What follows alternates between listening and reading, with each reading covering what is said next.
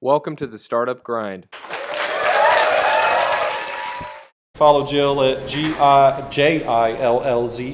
It's like, how do you spell Jill? Gilsey? That's so weird. Yeah, it's pretty cool though. I can name a Weird kid British Gilsey. people. All right, I guess, yeah. No microphone so you all can hear? You good back there? You're probably gonna have to speak up. Oh, Jesus. They could Can hear you hear that. me too? Woo! All right, cool. Well, everybody, thank you very much. Jill Bjers. It's not Beers, but I called that to remember. It's Bjers. Beers. Jill Bjers. All right, well, cool. Yeah, let's go ahead and get started. So, always like to start off asking, when you were younger, where did you grow up? Was your father an entrepreneur, your mother, your grandfather? You know, just give us a little background about where you grew up, your childhood, all that fun stuff. Okay, cool. So I grew up in Salt Lake City, Utah. I grew up in the Brady Bunch, if the Brady Bunch were actually like not a blended family. It's pretty idyllic. My father's an entrepreneur. He's always been self-employed. My grandfather owned a service station. Most of my aunts and uncles are also small business owners. So pretty much most of my family is, and my parents raised us to be super independent. I spent most of my childhood, from the time before I could walk, on a ski slope, as soon as winter hits, and then as soon as summer hit, on water skis.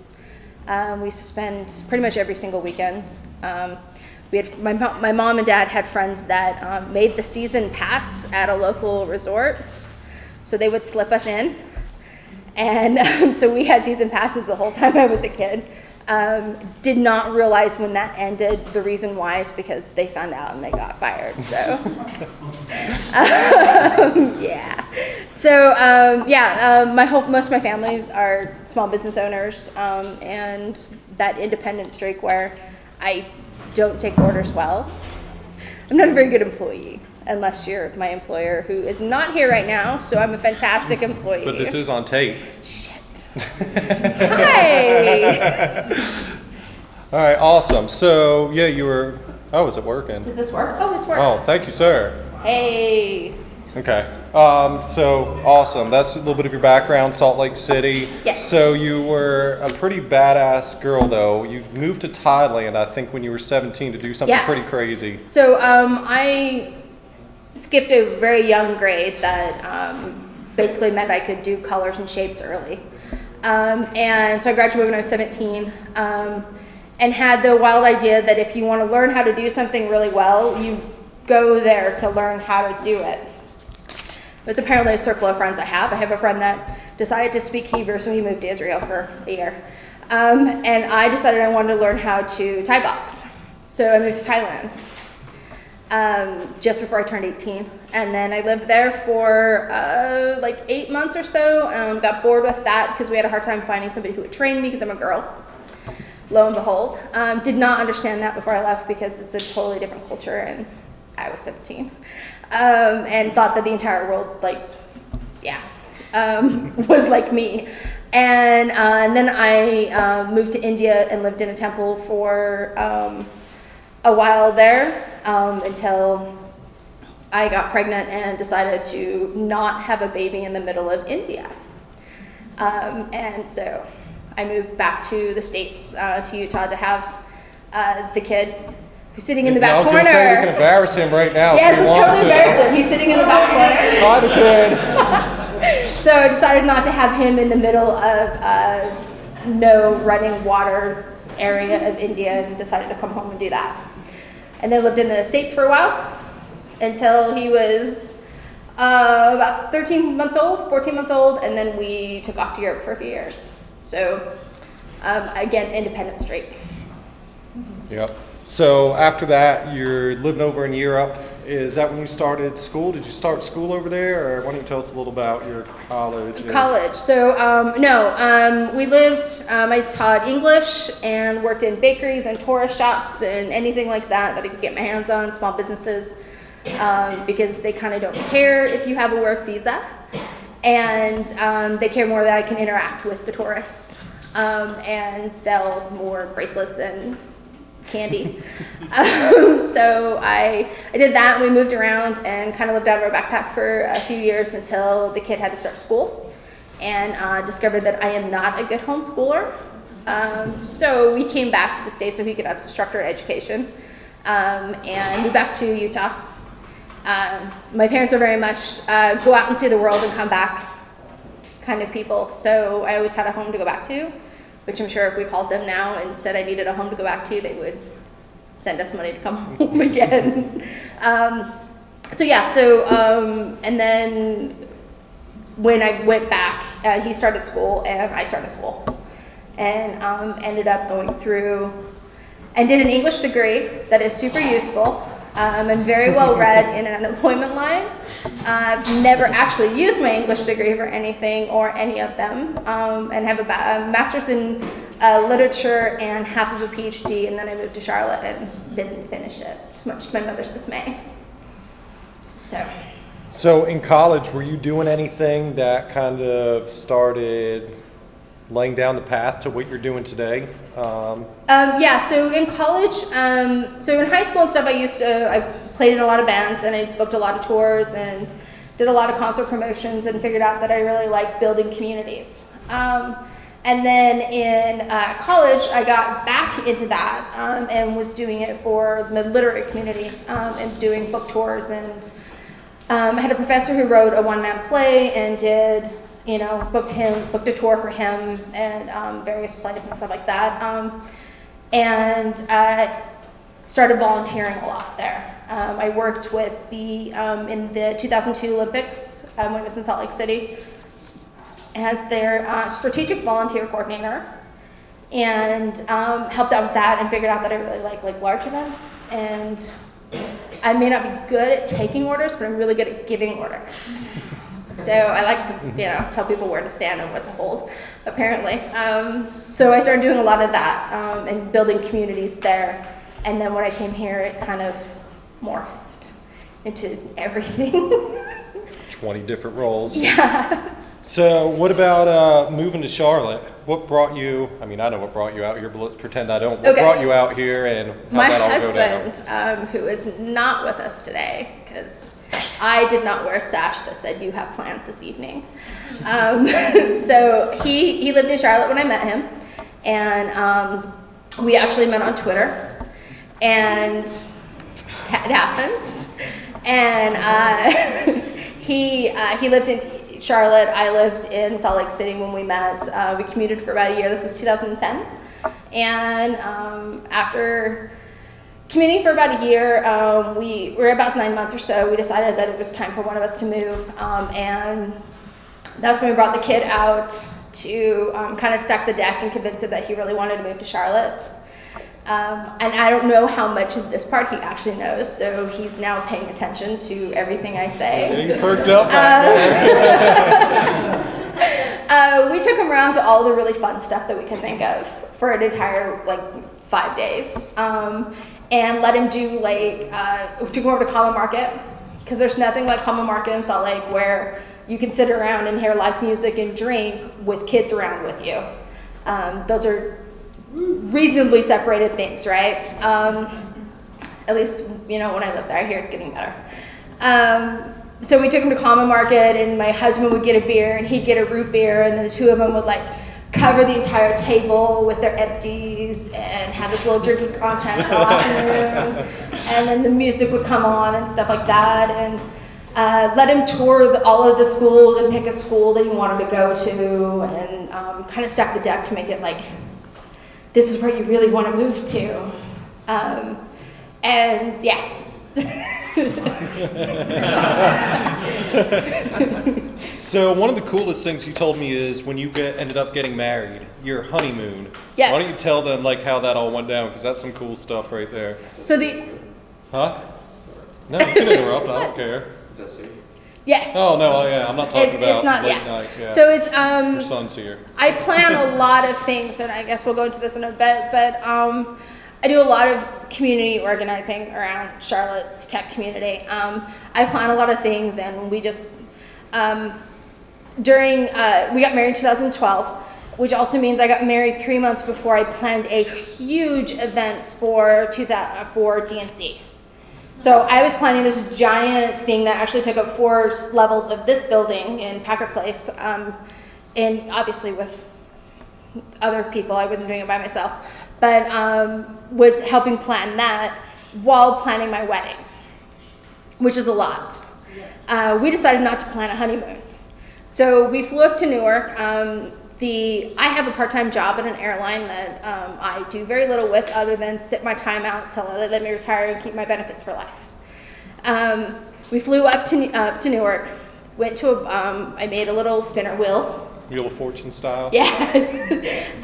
And we went up to a bar up to the Heineken Lounge up there and interviewed people. If you could go anywhere in the world right now, where would you go? The good answers got written down on the wheel.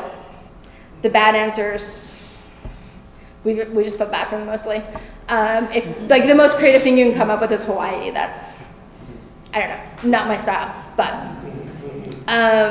the really good ones got written down on the wheel, and then we spent the next hour going around having people spin it. And the one that they landed on the most, we hopped a plane that evening and went. I think I was sitting on the plane. Well, I was on the plane making hotel reservations. I was on the plane emailing the kid, telling him, hey, by the way, next time you hear from me, I'm going to be in Istanbul. In case anybody needs me, that's where I'm going to be for the next week. So we didn't plan anything, we just went. The whole time we were doing this, everyone's like, so when are you going to go? We're like, those are our bags. We're going in like an hour and a half, so people need to pick quick because, you know, international flights leave in the evening, so we had to pick that same day. So that's my wedding story, and I'm the honeymoon story, and I'm not going to tell you the rest. All right, so getting into more of your work, you started off here in Charlotte. You mentioned a little bit on the DNC. What were you doing with them? So yeah, we did an organization called The People. We took over 4 levels of this building, and it was a co-working and newsroom space for the independent media. So anybody non-credentialed, you could rent like co-working space for the week, as well as we had some programming. We ran a few NPR. We had an NPR station out here in the mornings, and panels and stuff all afternoon, that kind of thing. So it was a huge production. We had about 850 non-credentialed press here in the building throughout the day. Political was the only room. 5th floor is the only floor that wasn't ours, and that was Political. Nice. So after you did DNC, that was kind of your first exposure to the Charlotte market, the Charlotte community, helping out. You got involved with TEDx Charlotte pretty quick after that. You want to kind of tell us how that went down? Sure. So it turns out that during DNC it wasn't a huge disaster, and that brought in a whole lot of invites, like, here's, come please help us. One of them was TEDx Charlotte. I sit on the steering committee for that. We just had a kickoff last week. Tickets are on sale now. For our October 23rd event. Going fast. Going fast. So that was the first invite to do TEDx Charlotte. And then Startup Weekend Charlotte came shortly after that. BarCamp Charlotte. I'm sure I'm forgetting some of them. There was a list of like 9. So Geek Girl Geek Girl's probably like 2 years ago. So I guess that's 2013, if I know what year I'm in now. So a lot of those came on pretty much about the same time frame, where I was getting a lot of invites to come and do community work. And my husband's a software developer, so I like the ones that he could go and participate in and I can organize, and I'm not left home alone, even though I think now it would be really awesome to be left home alone, because I never am. But so that was the idea, is like, he could go, since I don't know how to develop, and I don't really, I sound like it a lot of the time. People think I do, but I actually don't. And he could go and he could, do Startup Weekend, and I sat around with other ladies and chatted and put out food and organized things and made sure everybody had a good time, which is... Boss us men around. Yes, I like playing hostess. So what is Startup Weekend for those who don't know in the room? What is it exactly? So Startup Weekend is a 56-hour entrepreneur weekend.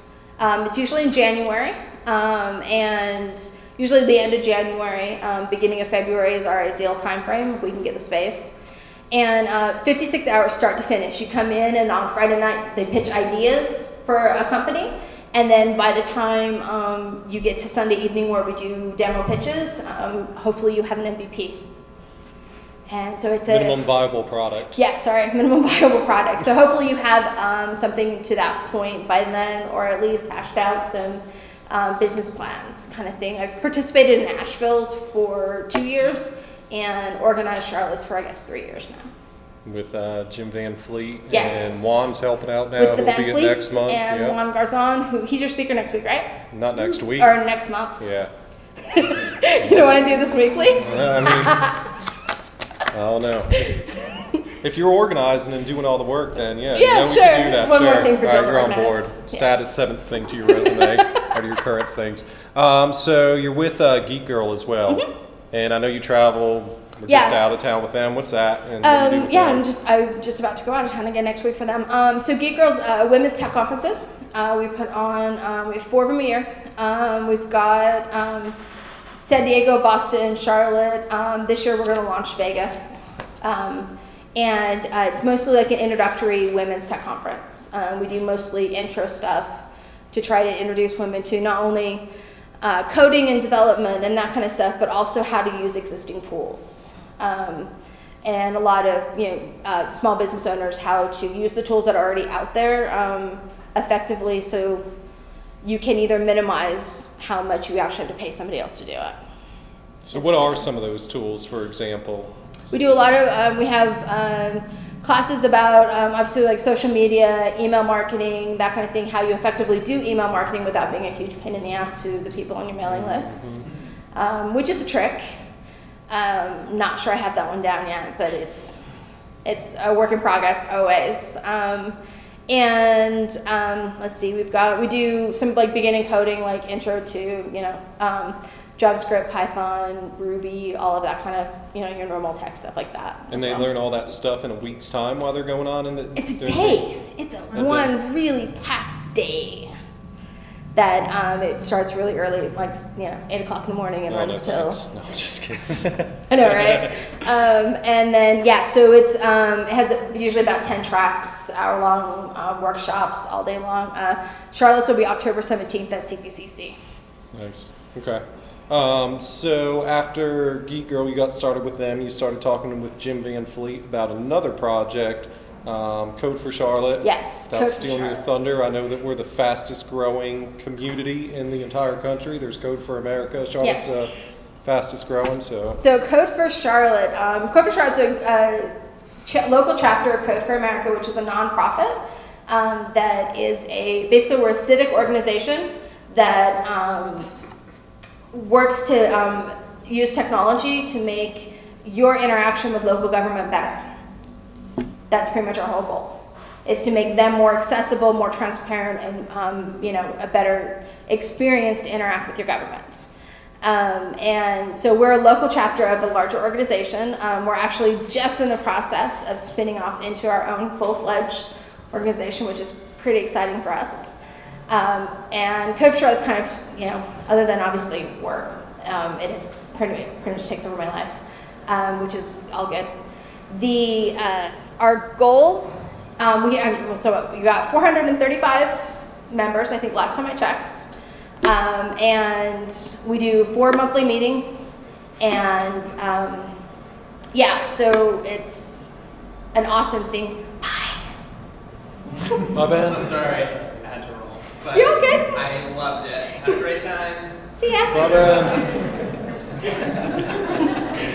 Sorry, I like to call it that people have to leave in the middle. I totally understand having to leave in the middle because I do too, but it's still nice to call them out. So with. I just barely remember we were videotaping just before I flipped you off. Oh, I didn't even see you flip me off, so I'm going to go back. That's my new profile picture. Okay, there we go.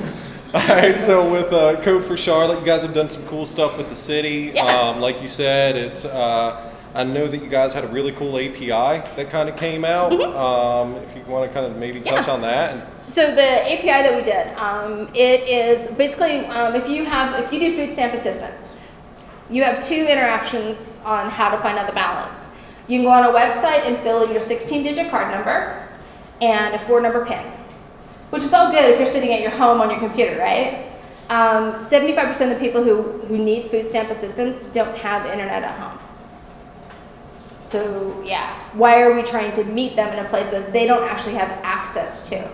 The other option, obviously on your phone, which 16 digits on your phone isn't undoable, but obviously not as convenient for anybody who's ever tried to buy something with a credit card on their phone. And the other option is to call in and go through a series of 20 prompts, including your 16-digit number with no mistakes, to listen to your message. It's like traveling back in time when you had to call your bank and go through the process to get it. Your balance. Yeah, it's a great system. So what we did, knowing that we were never going to get, we're very big on open data and open source, but knowing that we're never ever going to get access into that system, because it's a secure system, and to be honest, they probably shouldn't give us access as much as that would have made my life slightly easier, right? We created an API, and what that API does is it calls in for you. So you text a number and put in your 16-digit number the first time you text it. And it calls in and it goes through the 20 prompts for you, listens to the message, transcribes it, and texts it back to you. So once you've done it once, all you have to do is hit resend. It keeps it, right? Unless obviously you erase your phone, and then your phone doesn't keep anything, right? So now when they're sitting at a grocery store, say you didn't check your balance before you left the grocery store, because how many people do? And you need to find out if there's enough that you can buy something extra. The other great fact is over 60% of the people on food stamp assistance have kids. So chances are you've got your kids with you, and and I can attest that even at the age of 20, they're still not that much easier to take to a grocery store than they were when they were 3. He's ignoring all of us. He's totally. Need some headphones. So it doesn't really change. They don't really get easier to deal with at a store as they get older. Sorry to tell anybody who has smaller kids, that just doesn't happen. They still grab random things and stick it in your cart. Apparently that doesn't change. So you imagine you've got these little kids and they're with you and you have to call in and get your balance. Well, now you can do it so much easier. That's the kind of stuff that BarCamp Charlotte does, is where we try to figure out where the strongest interaction with government is, and then we meet them there and create technology to make that stuff easier. So what gave you the idea to do this as your first Code for Charlotte project? What did you go and talk? I know you guys talk to like a lot of government officials and all that stuff, mingle with them all the time. We work really, really closely with the city of Charlotte and reasonably close with the county. The city of Charlotte is a huge proponent and a huge supporter of Code for Charlotte, so they're amazing. That was, one of the guys wanted to build an API, and I'm all for duocracies. If you want to be the one that steps up and does something, I am happy to support you in whatever way you can. If you want me to step up and do it, then you're on my timeline, right? And somebody who wanted to build an API. So we were looking at a different way. It was originally a Twilio API that they kind of tweaked and used.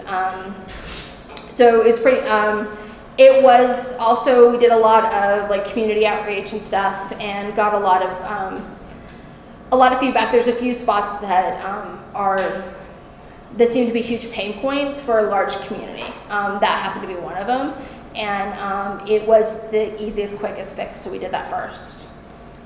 Do you have anything that you're working on now, or you guys, is that what the weekly meetings are about? You kind of brainstorm? Yeah. So we do a weekly meeting where we work on several different projects. There are about 10 projects running right now. Two of the big ones. We're revamping the Adopt a Street program. So right now, the way you adopt a street is pretty archaic. It often includes them sending somebody from the utilities out to walk the street to make sure there's not already a sign on it. Very high tech. It's super high tech. It's fantastic. Job security. Yeah, that's part of how they do it now. We're helping digitize all of that and make it so within the city, there are some city streets, there are some county streets, and there are some state streets. And unless you know what those are, there's no way, as a citizen driving down the street, you have no idea when you transfer from one to the other. Unless obviously you're on like a freeway. You know, like there's really no way within the streets to tell that. Our map will be able to tell you that as well and direct you, since we don't have access into the state's Adopt a Street, it will shoot you out to their website. So that way, you know, it's much more seamless. That's one of them. The other one is it's an open budget visualization. The city of Charlotte, most of governments, their budget's open. You can get it. It's in a very ugly, very packed PDF though. Last year, the city moved over how they're doing their expenditures to a new system that's machine readable. And the budget this year will be the first year that it will also come out in machine readable. So it's going to immediately go on their open data portal, which the city opened up in December. So what we're doing is building a website where you can go in and you can visually see where the budget goes. And the cool part is not only do you see the budget, next to it you see their expenditures. Nice. So you'll be able to see not only what they said they're going to spend the money on, what they actually did spend money on. Down to it's when they switched over the expenditures, it goes down to like the project line. It's fairly detailed. It's not these broad strokes. They're actually giving us pretty detailed information. So those are our two big ones right now. Nice. All right, so well, another last note on Code for Charlotte. You became official last week. You opened up your bank account, the first bank account and they're now applying for the 501c3 status to become an official nonprofit. Yes. How's that going? I know Excellent. It's a pain in the ass. It is kind of a pain. Last week we were approved for our incorporation of not-for-profit incorporation, I think is how the state says it, and it allows us to actually get a real live bank account, which we did last week, which was pretty exciting. As we signed a lot of papers. $8,000 check, I think it was in your pitch. Yep. Yeah, we have an $8,000 grant from the city to operate a piece of software for them that it cost them seriously less to pay us to operate it than for them to hire somebody who can write in Ruby, because they don't have anybody who can do that. So we got to put money in the bank account. So that's pretty exciting as well. Not just setting it up. There's actually nothing other than zeros. Yeah, so other than like just giant zeros in there. But yeah, so now we're on our way to a 501c3, which we expect to come online. I should be able to submit it in the next couple of months, and hopefully a couple months after that we'll come in. We have some great help from a local firm, Morvan Allen here, that's offered to do this stuff for us for free. And so they kind of know what they're doing, so they fill out most of the paperwork and I sign it. All right. Awesome. So moving on, you actually have a startup too, which is really cool, called Foodle. You got all the time in the world. Yeah, exactly. I don't like free time, so I also have a startup called Foodles.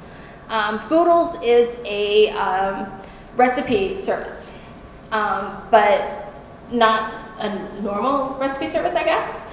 It's more like Ancestry.com for recipes. So it focuses on keeping your family recipes and making those packed so that you can pass them on. There's a storytelling component to it where you can attach a video and a story. I can take a video of my mom making a recipe. And then that way when my grandkids, I'm teaching them how to do the recipe, or I'm trying to make the recipe after my mom, one day isn't here anymore, I can see the video of her making it. Because even to now, I can't replicate some of her recipes. We lost a lot of recipes when my grandma died because my grandma wasn't one of those people who wrote things down. She cooks like I do, where it's by taste, and you just throw stuff in the pot and hopefully it's good at the end of the thing. But we lost a lot of her recipes because of that. And so the hope is that, my grandkids don't lose my recipes, or, I'm assuming one day I'll have grandkids. Years down the road, not now. I'm not old enough to be a grandma yet. I mean, you asked. No, years down the road. So you're essentially the Ancestry.com Yes. for recipes. Yes. Awesome. So you went to, with Foodle, you went to Asheville Startup Weekend. I think you were telling me back in, 2013? And you were just going more as a spectator, right? So we do, the Asheville organizer, since as an organizer you don't really get to participate in Startup Weekend because that would be awkward. And I'm super busy that weekend anyway. The organizers for Asheville usually come out to Charlotte, so we usually go out to theirs as kind of a little exchange process. So we went out there just to participate because it's kind of fun to like see what they go through while I'm organizing it. And about halfway through the pitches, my husband was just like, pitch Foodles, pitch Foodles, pitch Foodles. So I did. It turns out they liked it. And we ended up working on it all weekend. When it started out, it started out because I'm a super organized freak. OCD. A little bit, yeah. I have a lot of things going on. If I'm not organized, like nothing happens, right? So I like things in their place. And except for obviously apparently children. And so I'm like super organized. So I wanted my recipes to be that way. The problem is there isn't anything out there that does this and still looks like a recipe book. All recipes looks like a website, even when you're looking at your own. I don't necessarily need to see banner ads next to my recipe when I enter it. Plus, you have to automatically share it, which some of my stuff I'm not willing to share right away, right? So there's that. But none of them actually like look like an electronic cookbook. When I want something done, that's my husband's first question, does it exist? When I'm like, so will you build it for me? Will you build it for me? Because he's a software developer. He makes me go research it and make sure that it doesn't actually already exist. For some reason, it's like wasting his time. When he could pay $10 a month for me just to pay somebody else who's already built it, right? And it didn't. And so I got to start building it. It started out at the Startup Weekend. Hey, Noble. And so at the beginning of Startup Weekend, it was an organizational tool. Apparently not everybody else felt like its best use was organization. They liked the story aspects. Are you stealing my beer? Yeah, I am. Half. You had two. I do, I have two. I can totally share. So, surprisingly, not everybody who saw the idea thought, oh, well, I could just organize it and make it an electronic cookbook. They liked the story aspect and being able to, to use it to pass down recipes. We did a lot of, obviously, we spent our Saturday morning doing market research, which is basically what you're supposed to do at Startup Weekend. And by Saturday afternoon, we were pivoting and coming up with an entire new direction that was not my original plan. Turns out everybody else in the world likes the pivot, so it was good to listen to. It was about 45 minutes with one of our really great mentors, like going over the data, and he's just like, so yeah, your largest market doesn't want it for the same thing you do. I'm like, yeah, I just noticed that too.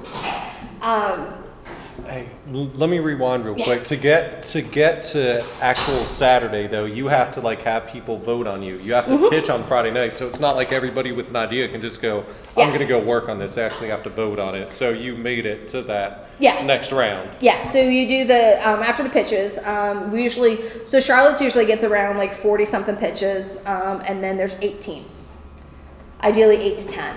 Anything more than that on Sunday night becomes a huge slog to go through because you're listening to 5-minute pitches and 5-minute feedback of 8 different teams. That's a long time. So we try to limit that. So to even get to that point, you have to get enough votes and people who want to work on your project over the weekend and that kind of stuff. And then those people we sent out to different Williams-Sonoma and the grocery store and all sorts of places where people who cook hang out and ask, what would you want to use this for? And we found out that they want to use it to pass down family recipes, which is a genius idea. sadly, it wasn't my original idea, but it kind of was somewhere in the background. Like part of my organizational idea was so that I didn't lose my mom's recipes, but didn't think that that was really like the whole big plan, right? So we had to do a lot of pivot to get us to there. And listening to that was, listening to somebody else tell you that your original idea isn't the greatest idea kind of sucks. It's not the funnest part of starting a business. But I think every founder, 99.9% of founders have heard that same thing. Yeah. So but if you don't listen, it still sucks. So. Then what you're building is a hobby. You're not building a company. If you don't listen to that, then you're building yourself a hobby, which is fantastic, but not a company. Those are different. Listening to that is not an unusual thing to hear as a founder, but also not the fun spot.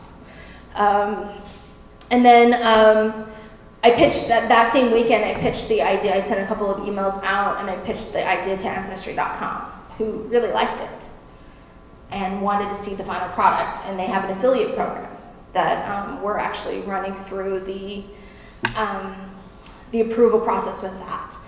If they approve it and they like everything, then they put a banner for Foodles on their website. They have like a gazillion members. They also do my second favorite thing is they buy a lot of small companies for a very good price. Wink, wink, Ancestry.com. Yeah. So that's also an extra added bonus that they do. But if they give us access to, we think it was like 1% of if we reach 1% of their users, that's over 1 million for us. Like that's insane. They have a lot of users, so so that's good stuff. So you did.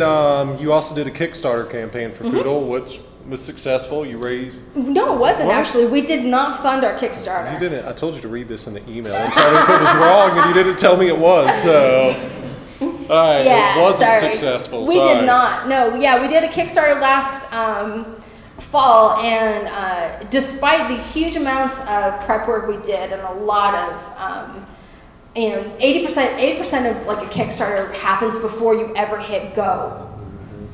Because if you don't get that beginning traction, you won't make it the 30 days. We did a ton, and I planned it in a time frame where I didn't have a lot of other stuff going on, so I could like live this Kickstarter for 30 days, which is an interesting idea, and I don't know how much I go back and forth whether or not I would actually recommend that for anybody. We did not fund, so we didn't get any of it. But we did find, again, it's still market research. It was still valuable information, and the valuable information for the people who did put into funded, the information we got back from them was well worth my time. So it wasn't a huge, it wasn't like a waste, but we were a staff pick right away. That happened within a couple of hours of hitting go. And that's why I thought that you hit it, because of the staff pick. I remember seeing you would think that would, no, not so much. It was an interesting thing though. Kickstarter that's a whole like weird plan, I think. We tried it because basically my husband is my software developer. And we needed to raise enough money that I could take him off of client work for a month so he could build it. And that was our main thing, is like and a couple of months of hosting fees would be nice, because our goal has always been that the user experience on day one is going to be the same as on day 6,000. I don't want it. The servers have to be set up ready to spin out and to hold, 200,000 users the very first day, which isn't the most expensive thing in the world, but it's also not super cheap. So that was the idea. Unfortunately, it did not fund, and but we have a ridiculous video of me and Megan Van Fleet trying to cook. So there's that fun too. In that nice kitchen. So. Yes, that's the Van Fleet's kitchen. Yeah, they do have a nice kitchen. Amazing. amazing. I'm sure they care about the Van Fleet's kitchen. My kitchen but... is not amazing, so I like polled my friends who had a really nice kitchen that I could use and pretend it was mine. So to the point that you said about the Kickstarter campaign, there's an interesting stat. What is it? 39% that Kickstarter is going down. All the campaigns, Indiegogo and Kickstarter. Matt, you saw that too, wasn't it? 39, 41, 39, 40, 41. That all the Kickstarter campaigns are just dropping like that, and nobody really knows why. I think they're just getting flooded with. I think they're everybody. getting flooded. Honestly, I think that as somebody who's done a Kickstarter, I find the ones that fund are often really frustrating. So I'm not sure if they're getting the quality of products anymore. You know, when making a potato salad brings in $70,000. Yeah, you know what I mean? Like when those things happen, I think that what that does is it's kitschy and nice and everything, but I think what they did was dilute their brand. Exactly, yep. And instead of making it a place for serious, serious products and serious startups and serious funding to happen, it turned it into a joke. Yeah. And I think that's the reason why I honestly think that's part of why it's going down. Yeah, his effect had major influence. Well, that's about the time. If you look at that graph when Kickstarter, and Indiegogo, both of them just started going like this. So they're dropping every month now. Yeah. So, and a lot of these ones even going on the cooler company that raised millions of dollars. That cooler with the built-in speakers. Yeah. All of that, I read an article. They were 100% funded before they even launched it. Yeah. Like, they knew that they were going to have $2 million in pre-orders. They just did it for a big publicity stunt. So that's not the norm. You're not just going to throw something up there and have $2 million, Most of the things that if you read online about Kickstarter hacks, they tell you to have at least 50% of the funding pre-secured before you hit go. And then all you have to do is call those friends and those companies or whoever is going to do that, so that you're instantly up there. And that's kind of cheap. I feel like that's not falling in what Kickstarter should have been meant to be. And if that's what it is, then that's fantastic, and that's the brand, and more power to them, and that's fantastic. But I think that's the reason why you're seeing a decline. Yeah, it's not about helping out the little guy, It's which not. is what they really should be. That's why you're going on Kickstarter, Yeah. Indiegogo, so on and so forth. And Because I would rather bootstrap Foodles. Foodles, we've never ever talked to investors. We're not interested in investors. I'm not interested in giving away equity at this point. When the entire build can be done in-house for me, I don't need an investor. What it does is it requires me to watch my budget a little bit closer to pay for this extra expense, right? And to afford to have my husband not work 40 hours a week for other people and work 30 hours a week for somebody else and build something. So, you know what I mean? Like, I can understand why investors are important for some things, but for what I want, I wanted to bootstrap something. I wanted to build something with my husband. And, pretend that we get along. I know, I'm just kidding.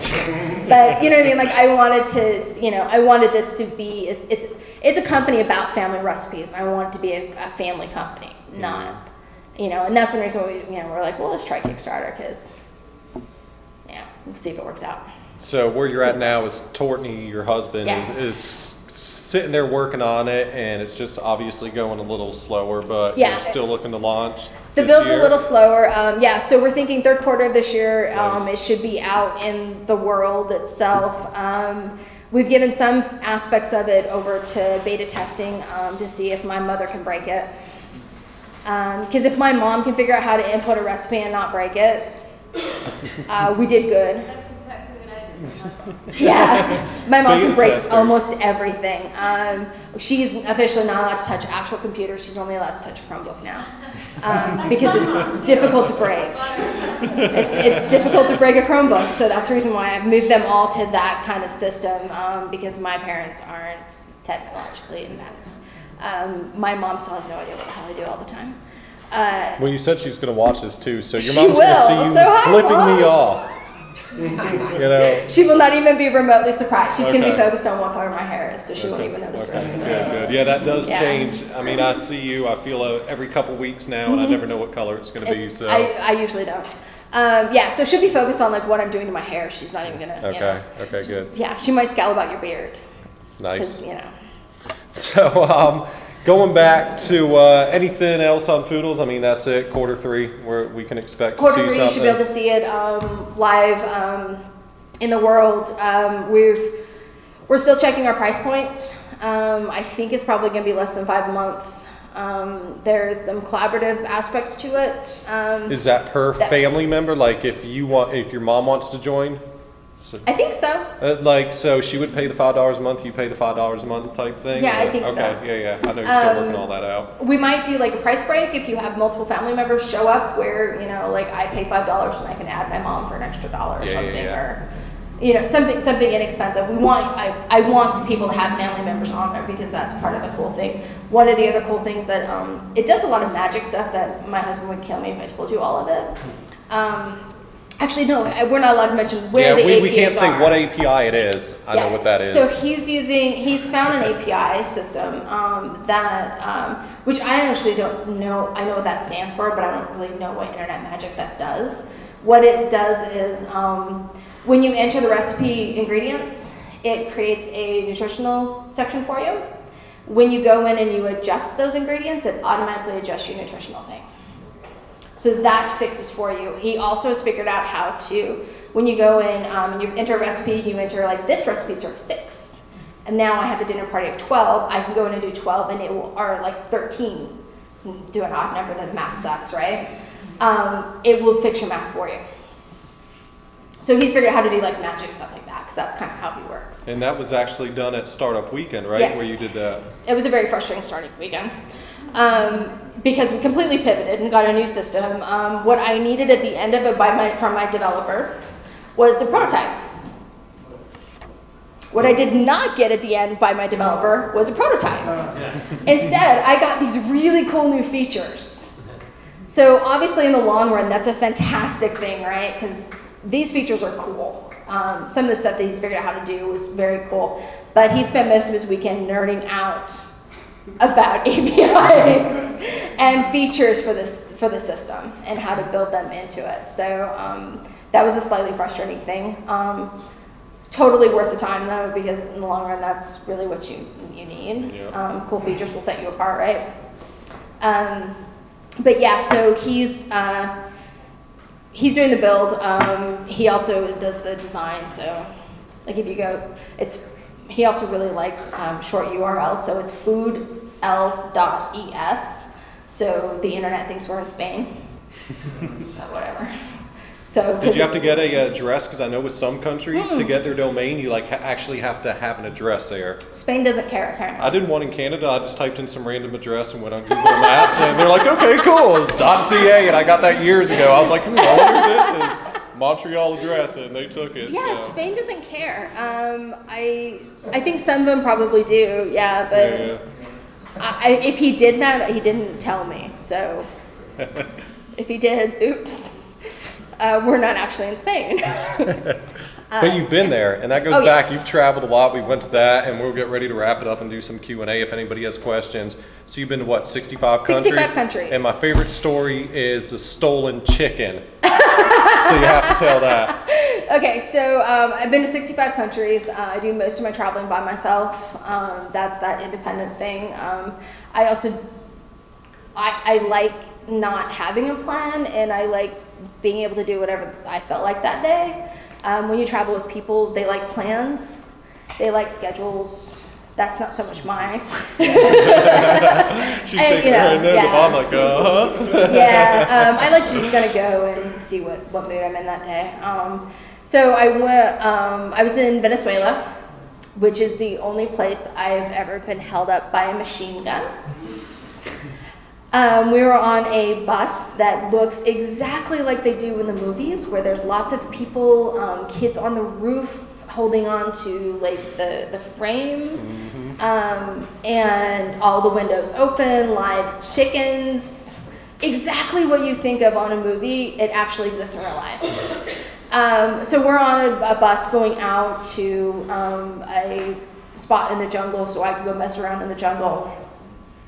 I also don't do tours very well. So Find it on your own? yeah. So we're on the bus, we're headed out there, the bus gets stopped. Some guys with AKs jump on and they proceed to rob the bus. Hand over, like, you know, my stuff, because nothing I have is, you know. Interesting, the most expensive thing I carry is my backpack, because it was custom made for me. So everything inside it is not as expensive as the backpack, but they never ever know that because it's a backpack. And I hand over all my stuff. They proceed to rob the place, including they steal a chicken. They steal a live chicken. And the lady was freaking out about the live chicken. That was, yeah.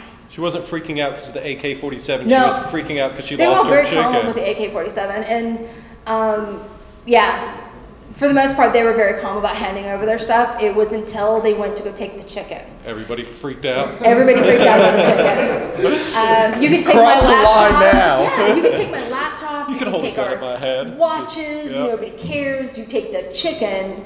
Shit gets real. The world ends. Yep. Yeah. So yeah, that's the only time I've ever been robbed by an AK-47. Well, the night is young. On that note. So far. Is there wood to like knock on? I don't know. All right. Well, on that note, let's open it up for Q&A if anybody has any questions for Jill or about anything she's done. So with the recipes and Foodles, the way that you're structuring it, is the primary thing going to be now based on video?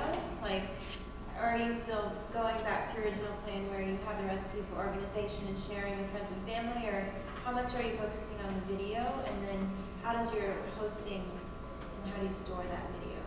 What are you looking at with that? So the primary thing is still the recipe.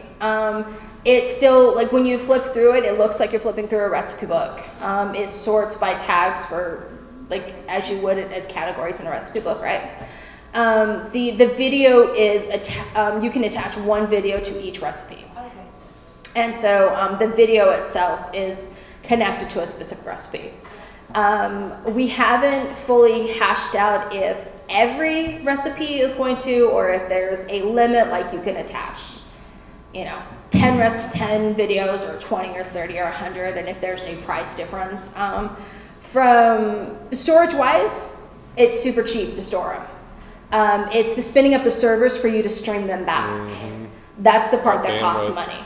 And so we're still exploring the best, like, server route to do that.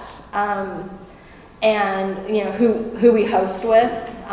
That's like that streaming of the video is pretty much the main thing we're looking at.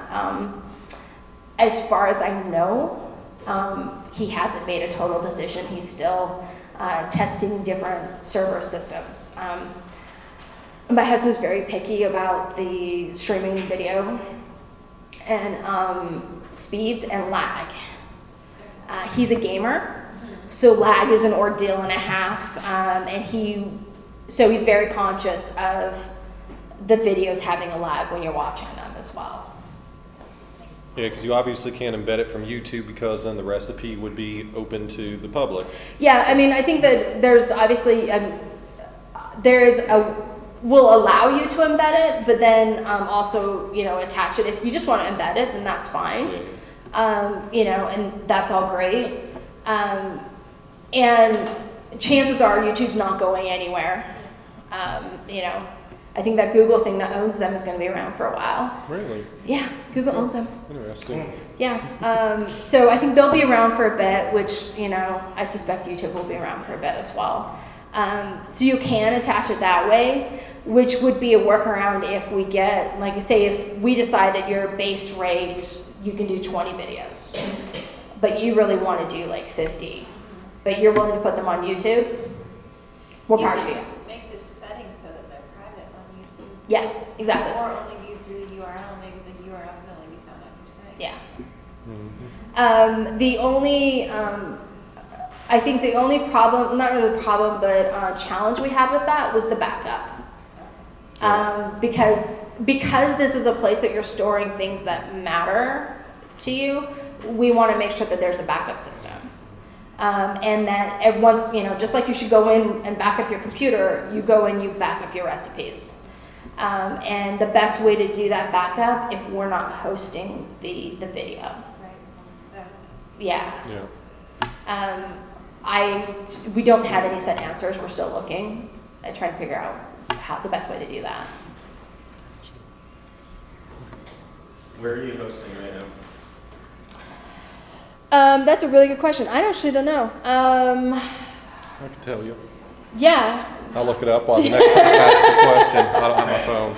I have a second question though. Yeah. What's the biggest obstacle that you've had to face so far, and how did you overcome it? So the biggest obstacle, like in life? No, in this. I'm like, that's tough. This I'm is like, it's all of those therapy are tough. session starting here. Yeah, you guys don't want to go into that. Bye, thank you. So I think the hardest thing is, even after several, a couple of, failed business ventures, mostly for partner reasons than anything else. I had a record label for a while. I had a t-shirt company for a while. But it was mostly like partner issues. But listening to people and like that customer feedback is tough. And when they don't agree with you and you feel like you know what you're supposed to be doing, like that idea of I know, you don't know my company as well as I know my company. And I know what I'm doing. Shedding that to really listen to people and learn from them isn't easy, but absolutely worth its effort, I would say. Charlotte has a great, I have never met a community that has so many people who want to give and to be mentors and to give of their expertise without asking anything in return. That is so unique here. That doesn't, especially in small businesses, that doesn't exist elsewhere. It's very much more everybody out for themselves. Hey, Nova. Two questions. One is, what adventure or place that you haven't been that you would like to go? And the second question is, how has the travels and the adventures you had in the past affected your outlook on life and business? I enjoyed my college time. I very much liked school. I like learning things and I like structure. I have never learned so much as the first time I left the country on my own and got lost. And figuring out exactly what I am capable of doing. And, giving myself 30 seconds to break down and be pissed that I'm lost. And then pulling myself up and figuring out where I'm going and, especially in a country where you don't speak the language. There's nothing like that to figure out, what it is that you're capable of doing and taking that independence and that capable knowledge and confidence into any business is important. That, as a good friend of mine, who I think you have in September, Lenore. Yeah. Yes. So she's awesome. You're just gonna love her. It's not so much, your idea is important, but how you do your idea is more important than the idea. Somebody else could come out and do another Foodles, but they're not gonna do Foodles the way I'm gonna do it. Does that make sense? That's an important thing, and that's what you bring to your company that's super unique and important. Finding that, I found that traveling by myself and, raising a kid by myself and tromping his ass around Europe by myself. And then the other part, where haven't I been that I really want to go? I've never been in Mongolia. I think that I meant to go there and then I just haven't. I hear it's beautiful. And yeah, I haven't been there yet. I think we got time for one, maybe two more. Go ahead. I just have a question regarding, I guess, one, you have a mentor, and how did that come about? How did you find the mentor? And how did you create your social circle that is like-minded? So I moved here about 4 years ago, and basically remade my entire social circle, which is a little scary, because you make a lot of connections in college and in life, and as you grow up, you know, mostly in a place, it's easy to make those long-time connections. But then when you move, you start over again. And volunteering within the community was the huge way that I remade my circle, because people who volunteer on the weekends do things. Those are makers. Those are people who do things. They're not doing their 9-to-5 job and then going home and sitting on their couch and watching TV. They are putting into their community and their world and making things, and those are the types of people I like to be around. So I started volunteering, and that's pretty much how I made that circle. I have a couple of different mentors. Right now, super shout out to Charles Thomas, who is my mentor for Code for Charlotte. He's the executive director for Queen City Forward, and he is basically right behind you. Well, he's not really in there, but no, that's where Queen City Forward is housed. Queen City Forward is a social entrepreneur incubator and accelerator. The best tagline ever, like creating their ideal economy, like how you give back, right? Charles, so he's the executive director. He's basically showing me how to be an executive director for Code for Charlotte, because I've never built a nonprofit.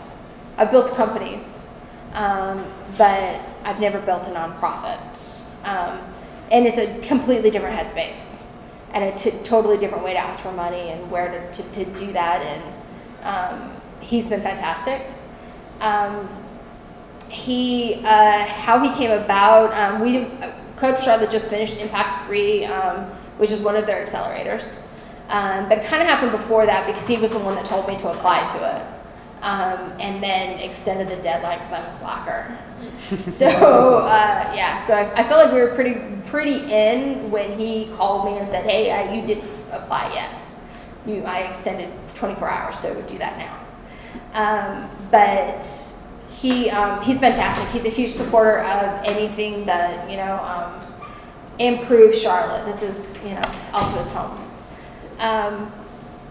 But coming like things like this, I hang out in this building a lot. My day job is in this building, though I don't attend it very often. I mostly work from home. But because at home I don't have people talking to me, and I get more work done. But yeah, so like my day job, I work for Tech Talent South there in the basement here. Yeah, I didn't even mention that. Yeah, they would kill me.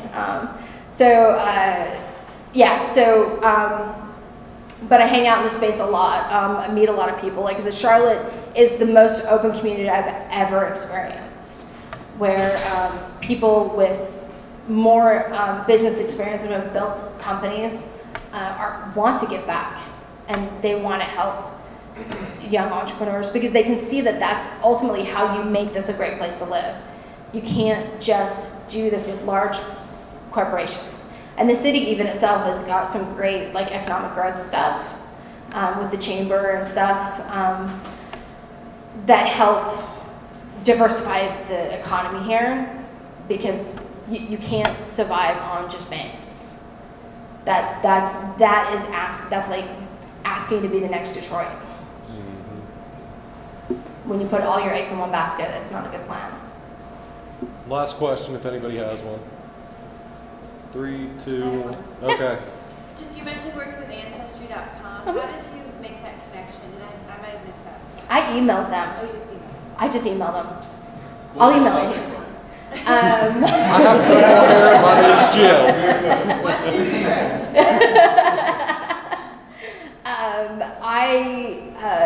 I'm trying to remember what the subject line was. It took me like an hour to craft it, because that's the part you see, right? The most. And it was keeping her, I think it ended up being kind of our tagline, creating family recipe traditions, and they seem to answer it. No. So yeah, I email everybody and anybody. All they can do is hit delete. I think. I think A so. random email, I don't remember. I think it was, I yeah. remember. Cool. Well, awesome. I want to thank Jill and give her a hand.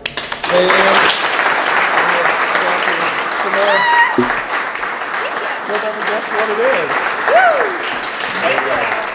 Thank you. Yeah, the bar's still everybody. open, more food, and hang around, mingle, do whatever.